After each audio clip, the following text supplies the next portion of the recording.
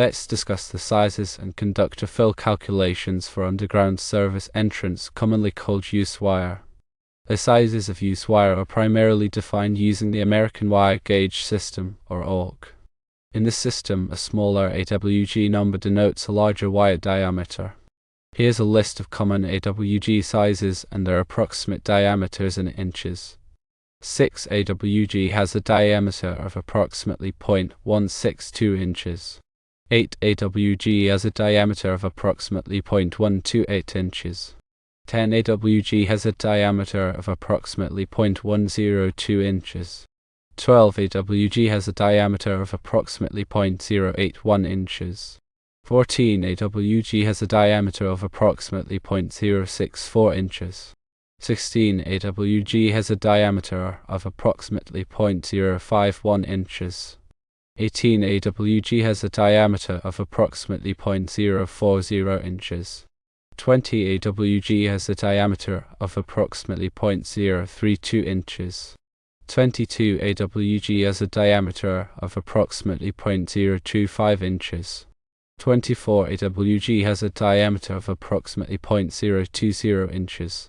To determine the appropriate conductor fill for protective sleeves or masts when using use wire, the following calculation is used.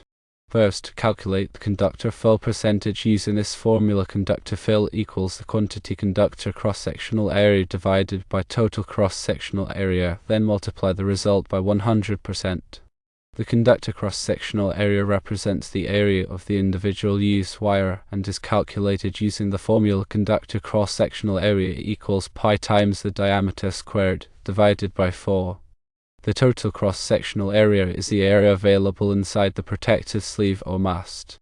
To calculate this, use the formula total cross-sectional area equals pi times the inner diameter squared divided by 4.